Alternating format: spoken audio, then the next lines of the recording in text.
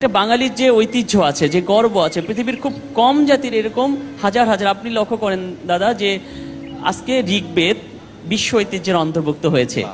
সেই ঋগ্বেদের মধ্যে এই এই বঙ্গের কথা আছে। ঋগ্বেদের মধ্যে ঐত্রেয় আরণ্যকের মধ্যে বঙ্গের কথা গর্বের সাথে বলা আছে যে বঙ্গের মানুষের মুখের ভাষাকে পাখির কলতানের সাথে তুলনা করা হয়েছে। পাখির কলতানের সাথে তুলনা করা মানে কিন্তু হচ্ছে পাখির ডাক কিন্তু নেগেটিভ অর্থে না। আমরা অনেক সময় অনেকে বলি যে পাখির ডাক নেগেটিভ অর্থে, তা না।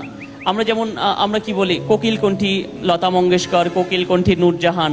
তার মানে বাঙালির যে ভাষাকে কিন্তু পাখির ডাকের সাথে তুলনা করা হয়েছে, যে কোকিল বা এরকম সুমিষ্ট কণ্ঠী পাখির কণ্ঠের মতন।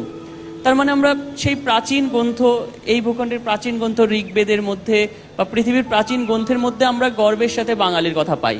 আমরা রামায়ণের মধ্যে দেখি যে রাজা দশরথ তিনি তার স্ত্রী কৈকিকে তিনি গর্বের সাথে যে সমস্ত জনপদ তার সাম্রাজ্যের মধ্যে আছে তার মধ্যে একটা বঙ্গ তিনি গর্বের সাথে বলছেন।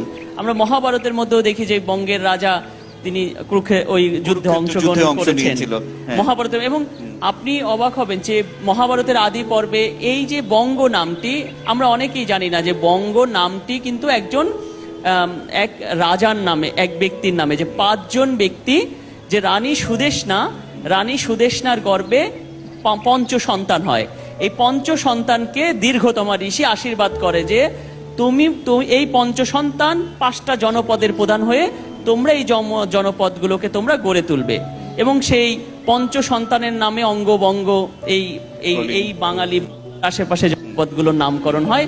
এভাবে কিন্তু বাঙালি সভ্যতা বিস্তারে আমরা মহাভারতের মধ্যেও পাই। তো সেই রানী সুদেষ্ণার কথাও কিন্তু আমরা অনেকেই জানি না।